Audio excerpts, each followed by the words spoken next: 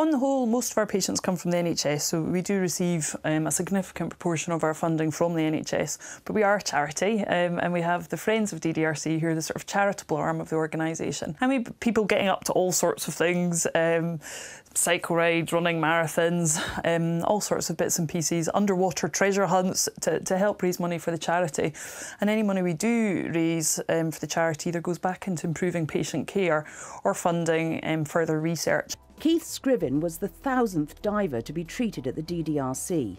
He's now a dedicated fundraiser. Here he's training for a sponsored bike ride. Well, I did an excellent dive, and it was through no fault of my own that I had a bend. So a bend can happen to anybody at any time. And without the DDRC, I feel there's a strong possibility I wouldn't be walking today. The DDRC has long been a popular cause with divers who are often the first to contribute to fundraising initiatives such as a raffle. Hi, Erin. Hiya. I brought you those tickets that I mentioned. We're running this raffle. The centre started at Fort Bovisand in 1980 and now wants to broaden its base of charitable donors along with its range of patients. It might have expanded and moved into new purpose-built headquarters, but to those who've been there from the beginning, the spirit is still the same.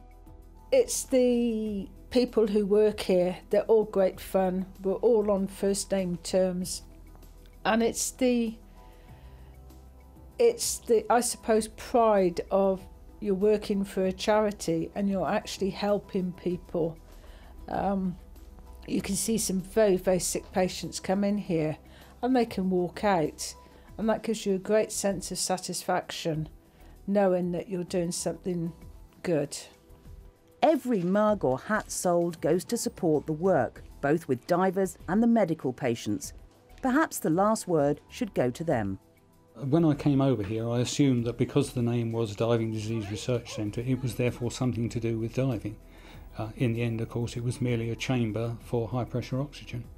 In fact, I had done about 140 dives here, and I came out one day and a little old lady was sitting in the lounge waiting to go in, and she was very surprised that I wasn't wet. Her conception was that diving meant you were going to get wet.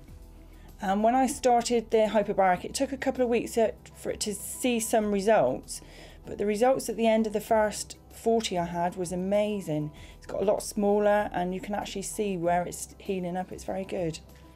Oh, it's made a terrific difference to me, definitely, and I know it has to other people as well.